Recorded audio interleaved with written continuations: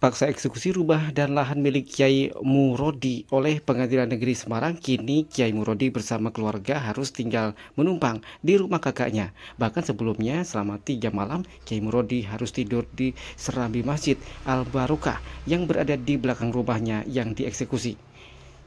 Kondisi ini mengetuk hati kuasa hukum Mbah Murodi, Dewang Purnama, untuk melihat keadaan Kyai Murodi pada Jumat malam. Dewang datang untuk memberikan semangat dan dukungan secara moral kepada Kiai. Saat didatangi, kondisi Kyai Murodi dalam kondisi sehat, meski ada raut kesedihan dari wajahnya. Kyai Murodi mengaku beberapa hari pasca eksekusi rumah dan lahannya, ia terpaksa tidur di serambi masjid bersama keluarganya. Kyai Murodi berharap ia bisa kembali mendapatkan yang sebenarnya menjadi haknya. Tidurnya di masjid bersama anak putu, anak cucu, dikondisikan di masjid, serambi masjid. Terus kegiatan sehari-hari seperti gimana, Mbak? Belum kegiatan, sementara belum. Nanti kegiatannya ya di masjid, ini bangun masjid. Keinginannya minta keadilan supaya tempat yang ditinggalkan itu bisa pulih semula. Untuk sementara kondisi paman kami.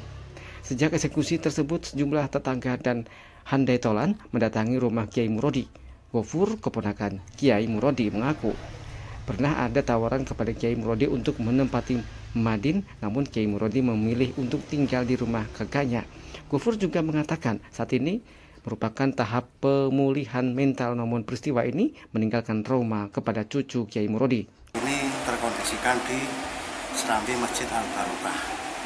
Ya memang ada kemarin dari pihak NU menawari Madin atau TPG, tapi kami lebih memilih untuk tinggal di masjid dan mungkin saudara dari ibu saya, Ibu Tepiati, selaku kakak dari beliau untuk bisa menampung seperti itu. Sekali lagi kami harapkan kepada aparat pemerintah dan sebagainya untuk bertindak lebih adil dalam mensikapi kondisi beliau. Karena kami tahu Bapak Haji Murodi ini orang yang terzolimi. Kami sedikit tahu seperti itu. Kegiatan sehari-hari cukup terganggu juga, kan? Alhamdulillah semenjak pasca eksekusi sampai saat ini masih dalam tahap pemulihan mental.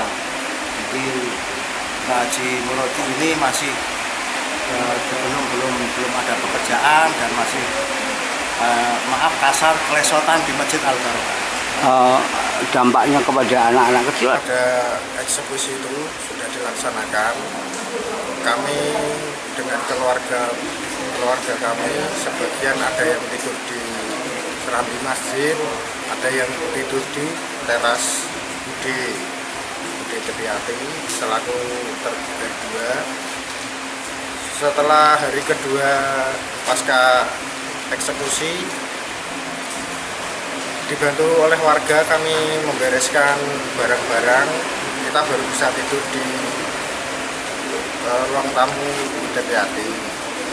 Sekarang sudah masuk ke hari ketiga ini, kita sudah bisa mengkondisikan, bisa tidur alhamdulillahnya di kamar-kamar Tepiati.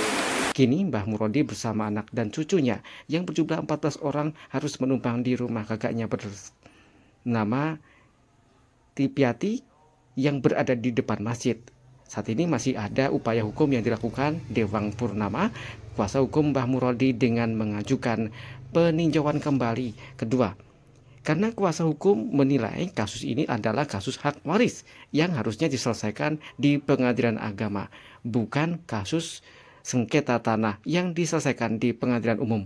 Seperti diketahui, eksekusi rumah dan lahan Kyai Murodi dilakukan Pengadilan Negeri Semarang pada Selasa tanggal 11 November lalu.